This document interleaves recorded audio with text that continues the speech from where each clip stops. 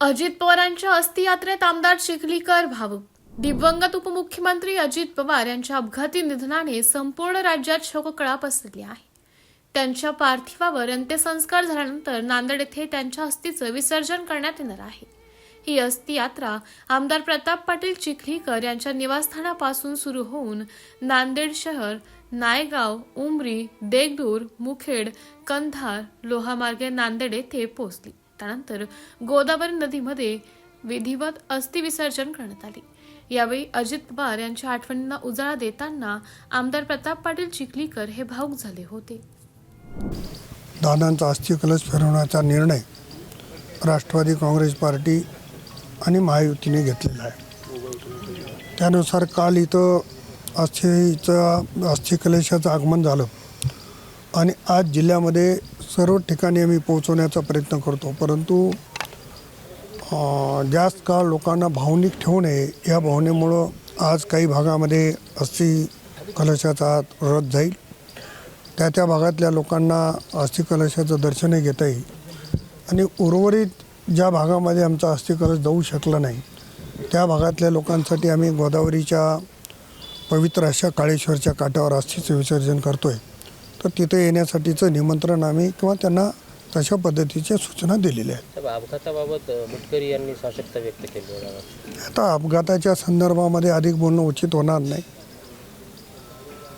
चौकशी तर होत राहील पण दादा काही वापस येणार नाही. त्यामुळं प्रत्येकाचं मत हे प्रत्येकाचा तर्कवितर्क वेगळा आहे. परंतु राज्याचे मुख्यमंत्री आदरणीय फडणवीस साहेब असतील, त्या खात्याचे मंत्री मोहोळ साहेब असतील यांनी तात्काळ चौकशीचे आदेश दिलेले आहेत. चौकशी होत राहील, सत्य बाहेर येत राहील. परंतु जी घटना घडली ती घटना अतिशय दुर्दैवी आहे की आमच्या सगळ्याला सोडून दादा गेले याचं दुःख मला जसं आहे तसं महाराष्ट्रातल्या तमाम जनतेला. एकनाथ खडसेंनी त्याला पाठिंबा दिला, समर्थन दिले. न्यायालयीन चौकशी आता प्रत्येकाचं मत हे वेगवेगळं आहे. त्यांच्या प्रत्येकाच्या मतावर मी काही माझं मत देऊ शकत नाही. पण माझं एवढंच मत आहे की जी घटना घडली ती अतिशय वाईट आहे, ती गंभीर आहे. कारण या काळामध्ये दादा लाखो कार्यकर्त्यांना, कोट्यावधी कार्यकर्त्यांना सोडून गेले याचं दुःख सगळ्यांच्या मनामध्ये आहे. आणि विशेषतः नांदेड जिल्ह्यामध्ये आपण बघितलं की शोकसभेला मला काही कारणामुळे थांबता जरी आलं नसेल, कारण त्या दिवशी आदरणीय सुनेत्रा वहिनींना नेतृत्व द्यायचं होतं आणि ती बैठक होती आणि त्या बैठकीला जाणं कारण मी विधानमंडळाचा एक सदस्य असल्यामुळे जाणं आवश्यक होतं म्हणून तिथं जावं लागलं.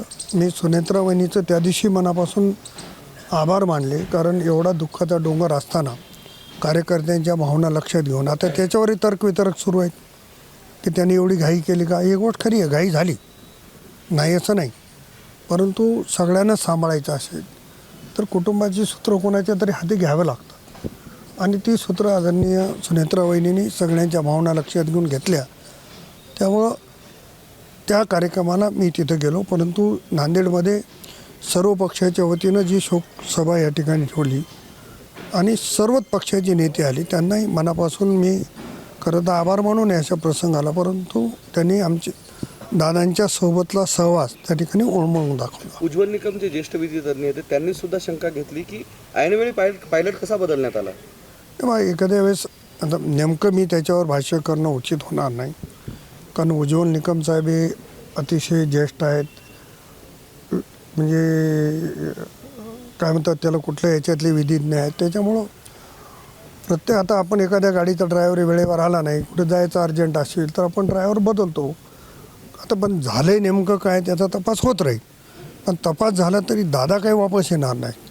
त्याच्यामुळं दादाच्या जाण्याचं दुःख जे महाराष्ट्राच्या बाहेर देशामध्ये झालं ते न भरून येणार आहे. दादांनी राज्यभरामध्ये सगळ्यात जास्त दौरे जे आहेत ते नांदेड जिल्ह्याचे, ही गोष्ट खरी आहे आणि आपल्यावरही सगळ्यात जास्त प्रेम केलेलं आहे. नाही, माझ्यावरच या काळामध्ये दादा येणार नाहीत आपल्या नांदेडला, काय भावना. ही गोष्ट खरी आहे.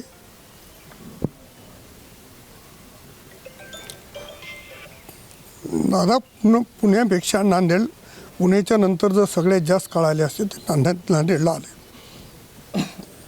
परंतु वहिनी आहेत, तटकरे साहेब आहेत, हे सगळे सामावून घेतील नांदेडकरांना आणि माझ्या एकट्यावर नाही तर तमाम नांदेडकरांवर त्यांचं प्रेम होतं.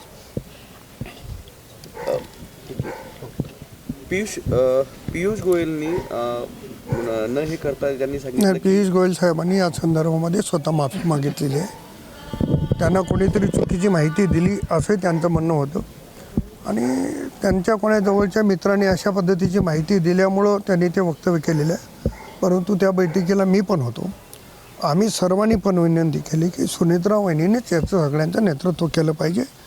त्याची काही प्रोसिजर आहे की आमच्याकडे अखिल भारतीय जी काही कमिटी आहे त्या कमिटीची बैठक व्हावं लागते आणि त्या कमिटीमध्ये निर्णय व्हावा लागतो. त्याच्यामुळं ते थांबलेलं आहे आणि त्या दिवशी प्रफुल्ल पाटील साहेब पण बैठकीला होते आणि त्या सगळ्यांच्या भावना एकच आहेत की सुनेत्रा वहिनीने नेतृत्व केलं पाहिजे. लोकनायक न्यूज